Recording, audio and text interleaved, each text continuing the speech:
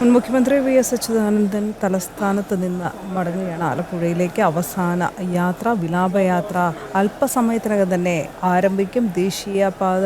ദേശീയപാതയിലൂടെ കൊല്ലം വഴിയാണ് ആലപ്പുഴയിലേക്ക് എത്തുക. വിലാപയാത്ര വഴിയരികിലൊക്കെ പ്രത്യേക സജ്ജീകരണങ്ങൾ പൊതുജനങ്ങൾക്ക് അന്തിമോപചാരം അർപ്പിക്കാനായി ക്രമീകരിച്ചിട്ടുണ്ട്.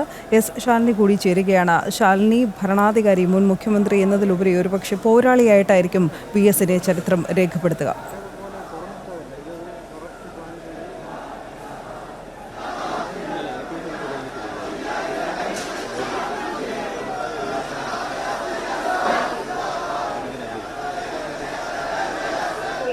അവസാന യാത്രയയപ്പ് നൽകുകയാണ്. നമ്മൾ ദൃശ്യങ്ങളിൽ കാണുന്നത് പോലെ തന്നെയാണ്. പക്ഷേ സംസ്ഥാനം കണ്ട ഏറ്റവും വലിയൊരു യാത്രയയപ്പ് തന്നെയാണ് ദൃശ്യങ്ങളിൽ കാണുന്നത് പോലെ തന്നെയാണ്. പക്ഷേ സംസ്ഥാനം കണ്ട ഏറ്റവും വലിയൊരു യാത്രയയപ്പ് തന്നെയാണ് ഇ.കെ. നയനാർക്കും കരുണാകരനും അതിനുശേഷം ഉമ്മൻചാണ്ടിക്കും ഒക്കെ നൽകിയതുപോലെ സംസ്ഥാനം നൽകിക്കൊണ്ടിരിക്കുന്നത് VS. Achuthanandan.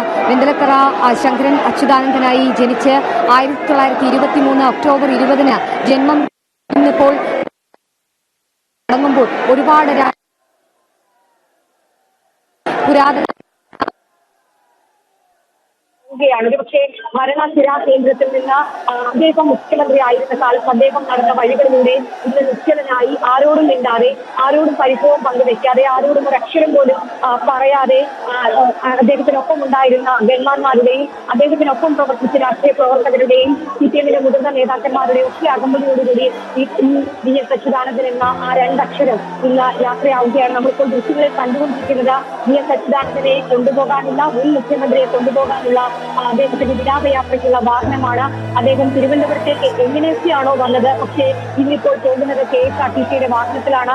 KSRTC ഒരുക്കിയിട്ടുള്ള of floor ബസ്സിൽ, തുറന്ന വാഹനത്തിൽ, പക്ഷേ തുറന്ന ചില്ലിട്ട, അത് പുറത്തുനിന്ന് എല്ലാവർക്കും കാണാനുള്ള സൗകര്യം ഒരുക്കുന്ന രീതിയിൽ ചില്ലിട്ട വാഹനത്തിൽ വി.എസ്. അച്യുതാനന്ദൻ യാത്രയാവുകയാണ്, മടങ്ങുകയാണ് എന്നുള്ളതാണ് നമുക്കിപ്പോൾ മനസ്സിലാക്കാൻ സാധിക്കുന്നത്. ഇവിടെയൊക്കെ നമ്മൾ കേൾക്കുന്നത് കരളെ കരളെ വി.എസ്. എന്നുള്ള മുദ്രാവാക്യം മാത്രമാണ്. വി.എസ്. അച്യുതാനന്ദൻ എന്ന 101കാരന് ഈ ഒരു നാട്, അദ്ദേഹത്തിന്റെ ജന്മനാട് ആലപ്പുഴയാണ് എങ്കിലും അദ്ദേഹത്തിന്റെ കർമ്മഭൂമി അദ്ദേഹത്തിന് യാത്രയയപ്പ് നൽകുന്ന കാഴ്ചകളാണ് നമ്മളിപ്പോൾ കണ്ടുകൊണ്ടിരിക്കുന്നത്. ഇന്നലെ 3:20 തിരുവനന്തപുരം SVT ആശുപത്രി അദ്ദേഹത്തിന്റെ വിയോഗം സംഭവിച്ച സമയം മുതൽ, ആ വിയോഗം വാർത്ത അറിഞ്ഞത് മുതൽ സംസ്ഥാനം അതീവ ദുഃഖത്തിലാണ്.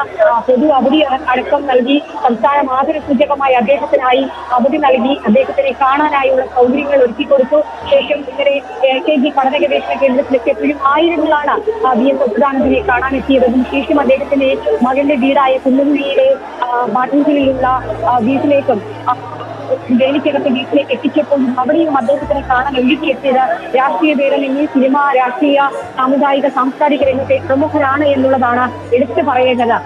അവിടെ നിന്നും ഇന്ന് രാവിലെ 9 മണിയോടുകൂടിയാണ്, 9:30 സെക്രട്ടേറിയറ്റിനുള്ള ദർബാർ ഹോളിലേക്ക് അദ്ദേഹത്തിന്റെ ഭൗതികദേഹം എത്തിക്കുക. ആ നിമിഷം മുതൽ ഇപ്പോൾ ഈ 2:30 അടുക്കുന്നു ഈ ഒരു സമയം. ആ സമയത്തും വലിയ രീതിയിലുള്ള തിരക്കുകൾ ഒഴുകിയെത്തുകയാണ്. പക്ഷേ അദ്ദേഹത്തിന് യാത്ര ചെയ്യുന്ന വാഹനത്തിന് ഒന്ന് അനങ്ങാൻ പോലും കഴിയാത്ത രീതിയിൽ അത്രയധികം ജനനിബിഡമായി, അത്രയധികം തിരക്കിലായി, അത്രയധികം ആയിരങ്ങൾ സെക്രട്ടേറിയറ്റിനുള്ളിലേക്ക് എത്തിക്കൊണ്ടിരിക്കുകയാണ്. അവരുടെ പ്രിയപ്പെട്ട ജനപ്രിയനായ സമരനായകനെ കാണാനായി, സമരനായകന് വിട നൽകാനായി എന്നുള്ളതാണ് നമുക്കിപ്പോൾ മനസ്സിലാക്കാൻ സാധിക്കുന്നത്. എല്ലാവരും വിളിക്കുന്നതും പറയുന്നതും ഒരൊറ്റ വാക്ക് മാത്രമാണ്, കണ്ണേ കരളെ വി.എസ്. നീ മടങ്ങുന്നില്ല, നീ ഞങ്ങളിലൂടെ ജീവിക്കുന്നു എന്നുള്ള ഒരു മുദ്രാവാക്യം ഉയർത്തിക്കൊണ്ടാണ് വി.എസ്. അച്യുതാനന്ദൻ എന്ന അധികായകന്, രാഷ്ട്രീയത്തിന്റെ അധികായകന് യാത്ര നൽകുന്നത്. അദ്ദേഹത്തിന്റെ വാഹനത്തിൽ മുഖ്യമന്ത്രി പിണറായി വിജയൻ ഉണ്ടാകും, ഒപ്പം തന്നെ വിവിധ വകുപ്പ് മന്ത്രിമാരുണ്ടാകും, കുടുംബാംഗങ്ങളുണ്ടാകും. അവരൊക്കെയാണ് ഈ വാഹനത്തോടൊപ്പം കടന്നു പോകുന്നത്. ഏകദേശം 27 സെന്ററുകളിലാണ് ഈ വാഹനം, 27 സെന്ററുകളിലൂടെയാണ് ഈ വാഹനം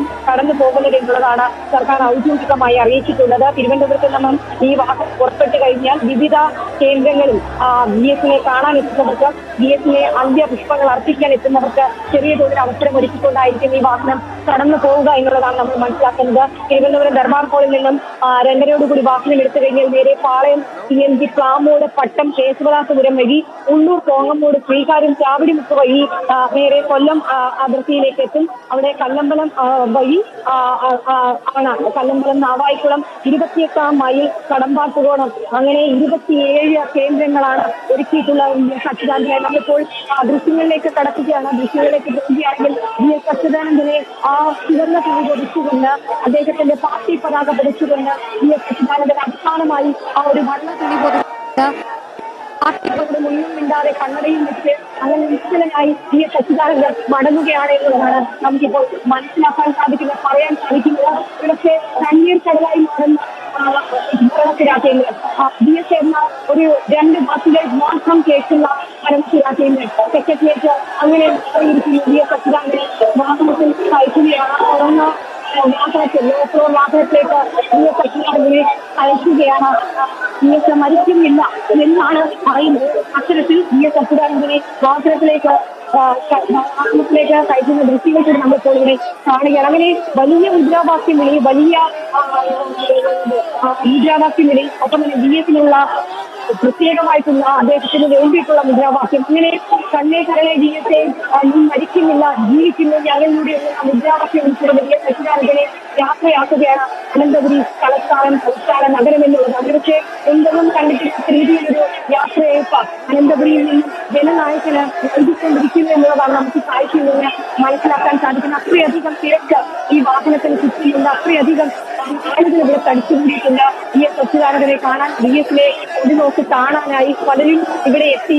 എല്ലാവർക്കും കാണാനുള്ള അവസരമൊരുക്കി, അവസരങ്ങളെല്ലാം പൂർത്തിയാക്കി എല്ലാവരെയും കാണിച്ചതിന് ശേഷമാണ് BS സച്ചിദാനന്ദനെ ഇവിടെ നിന്നും ആലപ്പുഴയിലേക്ക് കൊണ്ടുപോകുന്നത്. ഇപ്പോൾ ഇവിടെ നിന്നും പുറപ്പെടുന്ന വാഹനം കൊല്ലം വഴി നേരെയും NS വഴി പോയി ആലപ്പുഴയിലേക്ക് എത്തിക്കഴിഞ്ഞു. രാത്രി 8 മണിയോട് കൂടി ആലപ്പുഴയിലേക്ക് എത്തുമെന്നുള്ളതാണ് പ്രതീക്ഷിക്കുന്നത്. ആലപ്പുഴയിൽ എത്തിയതിനു ശേഷം നാളെ രാവിലെയോട് കൂടി അദ്ദേഹത്തിന്റെ DC ഓഫീസിലേക്ക്, ജില്ലാ കമ്മിറ്റി ഓഫീസിലേക്ക് പൊതുദർശനത്തിന് കൊണ്ടുപോകും. ജില്ലാ കമ്മിറ്റി ഓഫീസിലെ പൊതുദർശനം പൂർത്തിയാക്കിയതിനു ശേഷം വൈകിട്ട് 3 മണിയോട് കൂടി ഔദ്യോഗികമായിട്ടുള്ള സംസ്കാര ചടങ്ങ് പുന്നപ്രയിലെ വിപ്ലവ മണ്ണിൽ, പുന്നപ്രയുടെ സമരം മണ്ണിൽ ഒരുപാട് സമര പോരാട്ടങ്ങൾക്ക് നേതൃത്വം BS നൽകിയ അതേ സമരഭൂമിയിൽ അദ്ദേഹത്തിന് തിരയൊടുങ്ങുന്നത്, അദ്ദേഹത്തിന്റെ സംസ്കാരം നടക്കുകയും ചെയ്യുന്നത്. വൈകിട്ട് 3 മണിയോട് കൂടിയാണ് വലിയ ചുടുകാട്ടിൽ ഭൗതികാദ്ദേഹം സംസ്കരിക്കുക എന്നുള്ളതാണ് ഇപ്പോൾ കുടുംബാംഗങ്ങളും CPM-ന്റെ സംസ്ഥാന നേതൃത്വവും ഒക്കെ അറിയിക്കുന്നത്. പക്ഷേ കഴിഞ്ഞ മാസം 23-ാം തീയതി BS സച്ചിദാനന്ദൻ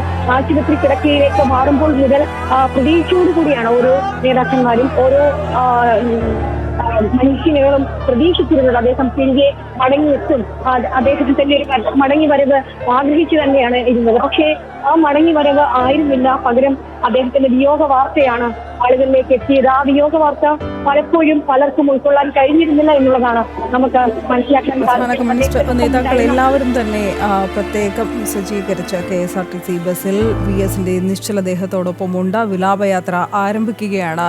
നേരത്തെ നിശ്ചയിച്ചിരുന്ന അതേ സമയക്രമം പാലിച്ച് തിരുവനന്തപുരത്ത് നിന്ന് അനന്തപുരിയിൽ നിന്ന് അദ്ദേഹത്തിൻ്റെ പ്രധാന കർമ്മമണ്ഡലം അവസാന നാളുകളിൽ പ്രത്യേകിച്ചും അവിടെ നിന്ന് സ്വദേശമായ ആലപ്പുഴയിലേക്ക് അല്പസമയത്തിനകം തന്നെ ബസ് യാത്ര